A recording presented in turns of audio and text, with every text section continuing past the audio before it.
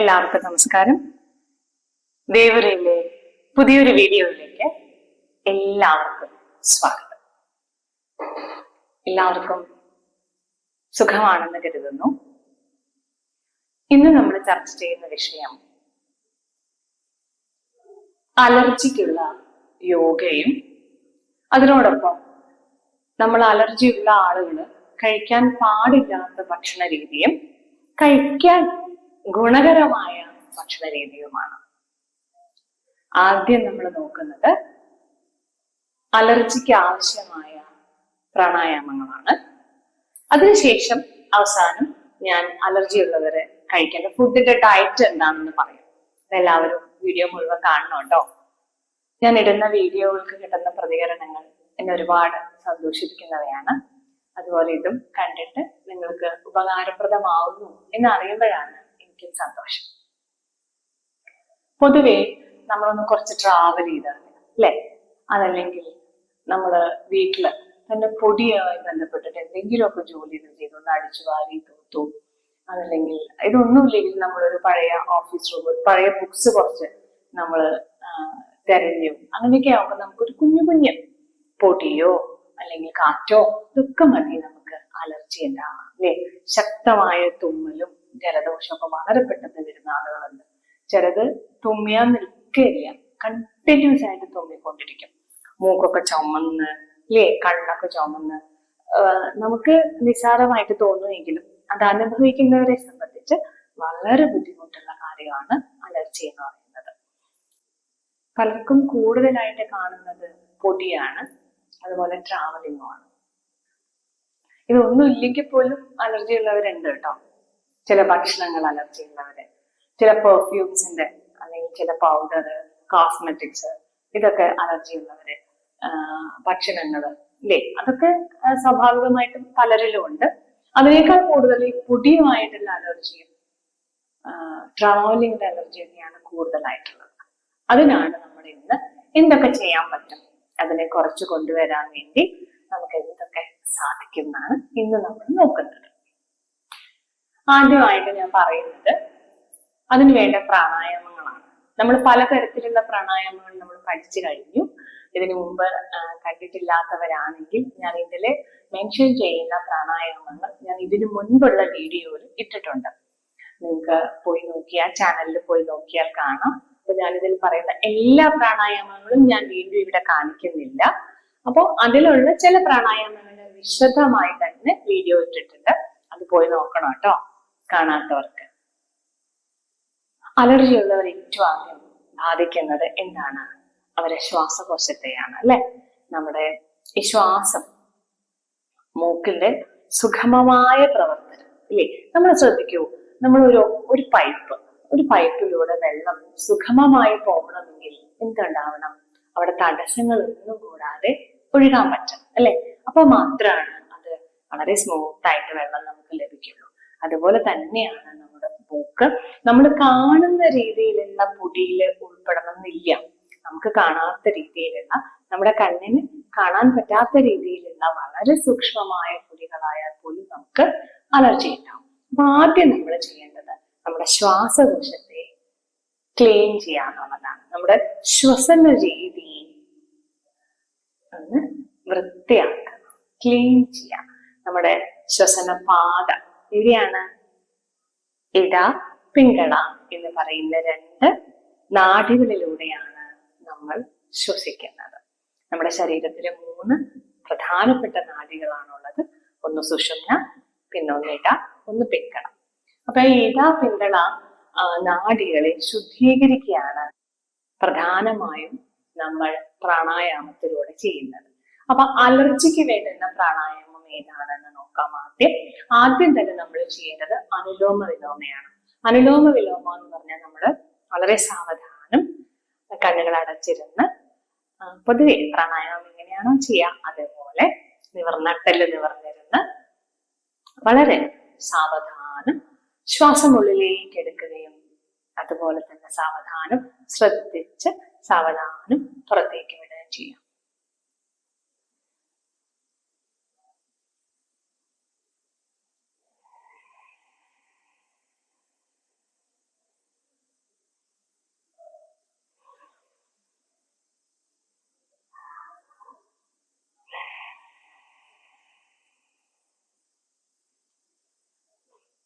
വളരെ സിമ്പിളായിട്ട് ചെയ്യാൻ പറ്റുന്ന കാര്യമാണ്.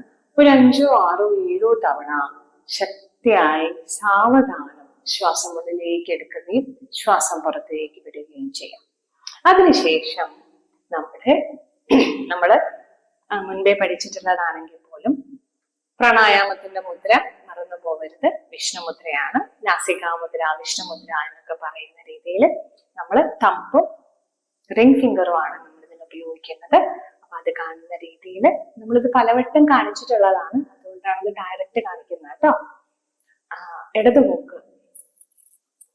മൂക്ക് അടച്ചു പിടിച്ച് വലത് മൂക്കിലൂടെ ശ്വാസം ഉള്ളിലേക്ക് എടുക്കുക.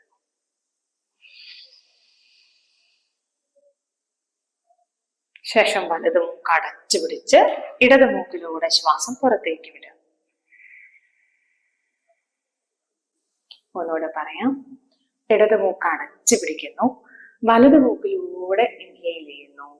അതിനുശേഷം ഇൻഹെയിൽ ചെയ്തതിനു ശേഷം നമ്മൾ വലത് മൂക്ക് അടച്ചു പിടിച്ച് ഇടത് മൂക്കിലൂടെ എക്സെയിൽ ചെയ്യുന്നു. ഓക്കെ.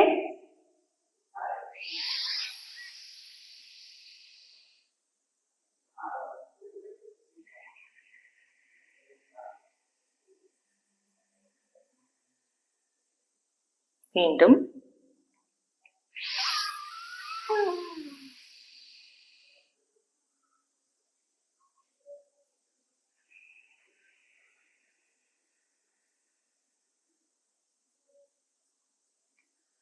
നമ്മുടെ വീഡിയോ പരിമിതമായ സമയമാണ് എന്നതുകൊണ്ടാണ് ഞാനിത് 2, 3 തവണ മാത്രം കാണിക്കുന്നത് കേട്ടോ. നിങ്ങൾ ഇത് ചെയ്യുമ്പോൾ ഓരോ മൂക്കും 7 തവണ വീതം ചെയ്യണം. ഞാൻ വീണ്ടും പറയാം അതിനെ പറ്റി കേട്ടോ. ഇനി നമ്മൾ വലത് മൂക്ക് അടച്ചു പിടിക്കുകയും ഇടത് മൂക്കിലൂടെ ശ്വാസം ഉള്ളിലേക്ക് എടുക്കുക, വലത് മൂക്കിലൂടെ ശ്വാസം പുറത്തേക്ക് വിടുക. ചെയ്യാം.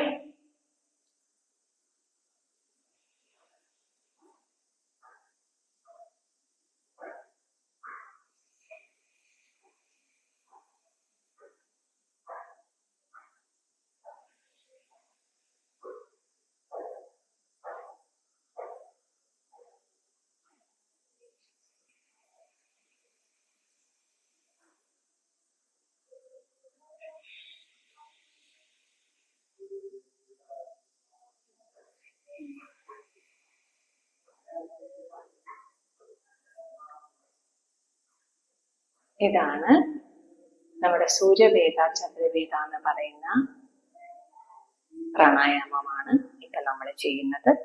നാഡീശുദ്ധിയും ഇതുപോലെ തന്നെ നമുക്ക് അലർജിക്കാർക്ക് ഏറ്റവും ഗുണം ചെയ്യുന്ന ഒന്നാണ് കേട്ടോ. പ്രാണായാമങ്ങളില് അനുലോമ വിലോമ, നാഡീശുദ്ധി, സൂര്യവേദ, ഇതൊക്കെ ഈ പ്രാണായാമങ്ങളെല്ലാം തന്നെ നമുക്ക് അലർജിക്കാർക്ക് ഗുണം ചെയ്യുന്നതാണ്. 7 തവണ ചെയ്യാം. ഒരു മൂക്ക് 7 തവണ ചെയ്തു, അത് കഴിഞ്ഞ് അടച്ചു പിടിച്ചു, അടുത്ത മൂക്ക് 7 തവണ ചെയ്തു, വീണ്ടും 7 തവണ ഈ മൂക്ക് ചെയ്തു. അങ്ങനെ 3 വട്ടം ചെയ്യുമ്പോഴാണ് 21 തവണ ഓരോ മൂക്കും പൂർത്തിയാവുന്നത്.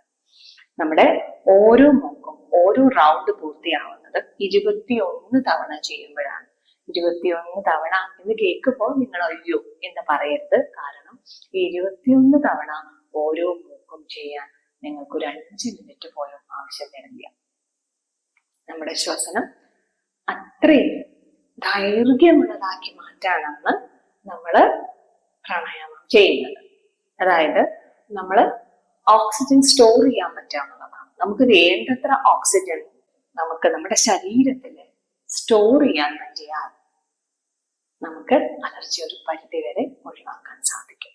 അപ്പോൾ നല്ല രീതിയിൽ ശ്വസനം നടക്കാനാണ് പ്രാണായാമം നമ്മളെ സഹായിക്കുന്നത്. അതുകൊണ്ട് 21 തവണ വെച്ച് ഓരോ മൂക്കും നമ്മൾ ഇത് ചെയ്താൽ തീർച്ചയായിട്ടും നിങ്ങൾക്ക് വിത്തിൻ ഡേയ്സിൽ നിങ്ങൾക്ക് വ്യത്യാസം അറിയാൻ സാധിക്കും. ഇനി നമ്മൾ ഭ്രാമരിക്ക് മാത്രമായിട്ട് ഒരു വീഡിയോ ചെയ്തിട്ടുണ്ട്. എങ്കിൽ പോലും ഞാൻ ഒന്നുകൂടെ ജസ്റ്റ് ഒന്ന് കാണിക്കുന്നു. അടച്ചു പിടിച്ച് ചെവിയുടെ ഈ 2 വശത്തുള്ള ഭാഗം അടച്ചു പിടിച്ച് ഉള്ളിലേക്ക് പിടിച്ച് നാവ് പല്ലറ്റിനും മുട്ടിച്ച്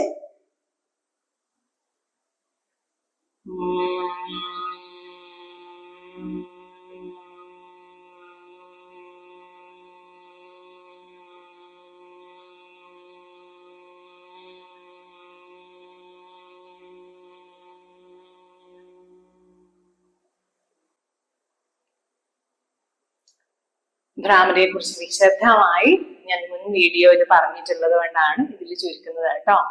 കാണാത്തവര് ചാനലിൽ പോയി നോക്കണേ. ഭ്രാമരി നിങ്ങൾക്ക് വളരെയധികം ഗുണം ചെയ്യുന്ന ഒരു കാര്യമാണ്. പ്രാണായാമങ്ങളാണ് ഏറ്റവും കൂടുതൽ നമുക്ക് അലർജിക്ക് ഗുണം ചെയ്യുക. ആസനാസം ഉണ്ട് കേട്ടോ കുറച്ച്, പക്ഷെ എല്ലാവർക്കും ആസനാസൊക്കെ പഠിച്ചെടുത്ത് ചെയ്യാൻ ബുദ്ധിമുട്ടാവുമല്ലോ. ഇത് കോമൺ ആയിട്ട് യോഗ പഠിക്കണം യാതൊരു ആവശ്യമില്ല. ഏത് പ്രായത്തിലുള്ളവർക്കും, കൊച്ചുകുട്ടികൾക്ക് മുതൽ ഇത്ര പ്രായമുള്ളവർക്കും ചെയ്യാൻ സാധിക്കുന്ന പ്രാണായാമങ്ങളാണ് ഞാനിപ്പോ ഈ പറഞ്ഞ 3 പ്രാണായാമങ്ങൾ കേട്ടോ. അനുലോമ വിലോമ, നാഡീശുദ്ധി, ഭ്രാമരി, സൂര്യവേദ, ചന്ദ്രവേദ തുടങ്ങിയിട്ടുള്ളവയെല്ലാം നമുക്ക് ഏത് പ്രായത്തിലുള്ളവർക്കും ചെയ്തു തുടങ്ങാവുന്ന ഒരു കാര്യമാണ്. കണ്ടിന്യൂസ് ആയിട്ട് ചെയ്യാന്നുള്ളതാണ് ഇതിൽ എനിക്ക് ആകെ കൂടിയുള്ള നിങ്ങളോട് പറയാനുള്ള റിക്വസ്റ്റ്. കാരണം തുടർച്ചയായി ചെയ്യുമ്പോൾ മാത്രമാണ് നിങ്ങൾക്ക് നിങ്ങൾ ഉദ്ദേശിക്കുന്ന രീതിയിലുള്ള റിസൾട്ട് ഉണ്ടാവും. ഒരു 10 മിനിറ്റ് നിങ്ങൾ നിങ്ങൾക്ക് വേണ്ടി മാറ്റിവെക്കാൻ സാധിച്ചാൽ തീർച്ചയായിട്ടും നിങ്ങൾക്ക് ഇതിനുള്ള മാറ്റം അറിയാൻ സാധിക്കും കേട്ടോ. ഇനി നമുക്ക് ഈ അലർജി ഉണ്ടാക്കുന്ന ഭക്ഷണ രീതിയുണ്ട്. അലർജി ഉള്ളവര് നിർബന്ധമായും ഒഴിവാക്കേണ്ട കുറച്ച് ഭക്ഷണങ്ങളുണ്ട്. അതുപോലെ അലർജി ഉള്ളവര് നിർബന്ധമായും കഴിക്കേണ്ട കുറച്ച് ഭക്ഷണങ്ങളും ഉണ്ട്. ആദ്യം ഞാൻ അവര് കഴിക്കാൻ പാടില്ലാത്ത ഭക്ഷണങ്ങളെ കുറിച്ച് പറയും. എന്തൊക്കെയാണ് നിങ്ങൾക്ക് ഒരുപക്ഷെ അറിയുന്നുണ്ടാവും. എന്നാലും നമ്മുടെ ഭക്ഷണം നമുക്ക് ഏറ്റവും പ്രിയപ്പെട്ടതാണ്. ഒരുപക്ഷെ നമുക്ക് ഏറ്റവും ഇഷ്ടമുള്ള ഒരു ഭക്ഷണം ഒഴിവാക്കുക എന്ന് പറയുന്നത് അത്ര സുഖകരമായ കാര്യമല്ല. പക്ഷെ എങ്കിൽ പോലും നമ്മുടെ അസുഖത്തെ നമ്മൾ മനസ്സിലാക്കി മാറ്റി നിർത്തുക. കുറച്ചു കാലമെങ്കിലും അത് മാറ്റി നിർത്താൻ പ്രത്യേകം ശ്രദ്ധിക്കണം. മത്സ്യങ്ങളിൽ ഏറ്റവും അലർജറ്റിക് ആയിട്ടുള്ള സംഭവം ചെമ്മീൻ, അയില തുടങ്ങിയവയാണ്. ഇത് രണ്ടും നമുക്ക് വളരെയധികം ബുദ്ധിമുട്ടുണ്ടാക്കുന്ന ഭക്ഷണമാണ്. അതുപോലെ പാലുൽപ്പന്നങ്ങളും, പ്രത്യേകിച്ച് ഫ്രിഡ്ജിൽ വെച്ച് തണുപ്പിച്ച പാല്, ചീസ് ഇതൊക്കെ നമുക്ക് വളരെയധികം ദോഷം ചെയ്യും. എന്ന് വെച്ചാൽ പാല് ചൂടാക്കി നിങ്ങൾ തിളപ്പിച്ചു വെച്ച പാലിൽ നിന്ന് ചെറു ചൂടോടെ ഒരു 1/2 ഗ്ലാസ് കുടിക്കുന്നത് കൊണ്ടൊന്നും വിരോധമില്ല കേട്ടോ. പാല് ജീവിതത്തിൽ നിന്നേ ഒഴിവാക്കണം എന്നല്ല ഞാൻ പറയുന്നത്. തണുപ്പിച്ച പാലും തണുപ്പിച്ച തൈര്, ചീസ്, ബട്ടർ ഇതൊക്കെ അലർജിയുള്ള ആളുകളെ സംബന്ധിച്ച് അത് കൂട്ടാൻ ഉപകരിക്കുന്നവയാണ്. അപ്പൊ അത് പരമാവധി ഒഴിവാക്കുക. അതുപോലെ തന്നെ നിങ്ങൾ പുറത്തു നിന്ന് വാങ്ങിച്ച് കഴിക്കുന്ന ജങ്ക് ഫുഡ്സും മയോണീസ് ഒക്കെ കലർന്നിട്ടുള്ള ജങ്ക് ഫുഡ്സ് ഈ അലർജി കൂട്ടാൻ സഹായിക്കുന്നവയാണ്. അതുകൊണ്ട് അതിന്റെ ഉപയോഗം പരമാവധി, ഞാൻ പൂർണ്ണമായി ഒഴിവാക്കാൻ പറയാൻ സാധ്യമല്ല എന്ന് എനിക്കറിയാം. അതുകൊണ്ട് പരമാവധി അത് ഒഴിവാക്കാൻ ശ്രമിക്കാം. പിന്നെ അലർജി ഉള്ളവർക്ക് ചില പെർഫ്യൂംസ് അത് ഡിപ്പെൻഡഡ് ആണ് കേട്ടോ. ചില ആളുകൾക്ക് ഓരോരുത്തരെയും അനുസരിച്ച് വ്യത്യാസം ഉണ്ടാവും. അതുകൊണ്ട് അങ്ങനെയുള്ള സാധനങ്ങൾ, കോസ്മെറ്റിക്സ്, നിങ്ങൾ പെർഫ്യൂംസ് അതൊക്കെ നിങ്ങൾ തന്നെ സ്വയം തിരിച്ചറിഞ്ഞ് അത് മാറ്റിവെക്കാം. നിർബന്ധമായി അത് മാറ്റിവെച്ചേ പറ്റുള്ളൂ. കാരണം അലർജി വളരെ നിസ്സാരമായ ഒരു കാര്യമല്ല എന്നുള്ളതുകൊണ്ട് അത് മാറ്റിവെക്കുക തന്നെ വേണം. ഈ അലർജി ഉള്ളവർക്ക് കഴിക്കാവുന്ന ആഹാര സാധനങ്ങൾ കൂടുതലായി ഉള്ളി അലർജി ഉള്ളവരെ സംബന്ധിച്ച് വളരെ നല്ലതാണ്. സവാള, ഉള്ളി നമുക്ക് വളരെയധികം അലർജി ഉള്ളവരെ സഹായിക്കുന്ന ഘടകമാണ്. അതുപോലെ ഒലീവ് ഓയിൽ കുറച്ച് കോസ്റ്റ്ലി ആണ് എങ്കിൽ പോലും ഒലീവ് ഓയിൽ അലർജി ഉള്ളവർക്ക് വളരെ നല്ലതാണ്. മഞ്ഞൾ നന്നായി നമ്മുടെ ഭക്ഷണ പദാർത്ഥങ്ങളിൽ ഉൾപ്പെടുത്താം. നല്ല മഞ്ഞൾ കേട്ടോ, കടയിൽ നിന്ന് വാങ്ങിക്കുന്ന മഞ്ഞളല്ല, നല്ല ശുദ്ധമായ മഞ്ഞൾ വാങ്ങി ഉണക്കി, കഴുകി ഉണക്കി പൊടിച്ച മഞ്ഞൾപ്പൊടി നിങ്ങളുടെ ഭക്ഷണ രീതിയിൽ ഉൾപ്പെടുത്തുന്നത് വളരെയധികം ഗുണം ചെയ്യും. അതുപോലെ തന്നെയാണ് ഇഞ്ചി ഇതുപോലെ ഗുണം ചെയ്യുന്ന ഒരു കാര്യമാണ്. അതുപോലെ ഒഴിവാക്കേണ്ട ഒരു കാര്യം കൂടിയാണ് കേട്ടോ, ഞാൻ പറയാൻ വിട്ടുപോയതാണ്. പാസ്ത, ബ്രെഡ് അങ്ങനത്തെ ഐറ്റംസ് നമുക്ക് ഈ അലർജി ഉള്ളവരെ സംബന്ധിച്ച് അവരുടെ ശരീരത്തിന് അലർജി കൂട്ടാനാണ് അത് സഹായിക്കുക എന്ന് കരുതി ഞാൻ ആദ്യം പറയുന്നു. ഇത് മുഴുവനായി നിങ്ങളുടെ ഭക്ഷണ രീതിയിൽ നിന്ന് ഒഴിവാക്കണമെന്നല്ല പറഞ്ഞത്. പക്ഷെ കണ്ടിന്യൂസ് ആയിട്ട് കഴിക്കുന്നത് തീർച്ചയായിട്ടും നിങ്ങൾ ഒഴിവാക്കണം. അലർജി ഉള്ളവരെ സംബന്ധിച്ച് ഭക്ഷണ രീതി വളരെ പ്രധാനമാണ്. അതുകൊണ്ടാണ് ഞാൻ യോഗ മാത്രം പറയാതെ അതിൽ ഭക്ഷണ രീതി കൂടി ഉൾപ്പെടുത്താനുള്ള കാരണം. അലർജി ഉള്ളവരെ സംബന്ധിച്ച് അവരുടെ ഭക്ഷണം, അവരുടെ രീതികൾ, ജീവിത രീതി വളരെ ഇമ്പോർട്ടൻ്റ് ആണ്. അപ്പോൾ മനസ്സിലായി എന്ന് വിചാരിക്കുന്നു. കൃത്യമായി നിങ്ങൾ പ്രാണായാമങ്ങൾ ചെയ്യുക. കൃത്യമായി നിങ്ങൾ കഴിക്കേണ്ട, നിങ്ങൾക്ക് ആവശ്യമായ ഭക്ഷണങ്ങളെ സെലക്ട് ചെയ്യാം. നിങ്ങൾക്ക് ദോഷകരമായ ഭക്ഷണങ്ങളെ ജീവിതത്തിൽ നിന്ന് പരമാവധി മാറ്റി നിർത്താം. ഇത് രണ്ടും ചെയ്താൽ തീർച്ചയായും നിങ്ങളെ ബുദ്ധിമുട്ടിക്കുന്ന, നിങ്ങളുടെ ജീവിതത്തിൽ നിങ്ങളോട് ചേർന്ന് നിൽക്കുന്ന ഈ അലർജിയെ ഒരു പരിധി വരെ മാറ്റി നിർത്താൻ, അകറ്റി നിർത്താൻ നിങ്ങൾക്ക് സാധിക്കും. അങ്ങനെ സാധിക്കട്ടെ എന്ന് പ്രാർത്ഥിക്കുന്നു. നിങ്ങളുടെ വിലയേറിയ അഭിപ്രായങ്ങൾക്കായി ഞാൻ കാത്തിരിക്കുന്നു. മറ്റൊരു കാര്യവുമായിട്ട് നമുക്ക് അടുത്ത വീഡിയോയിൽ കാണാം. എല്ലാവരോടും സ്നേഹവും നന്ദിയും.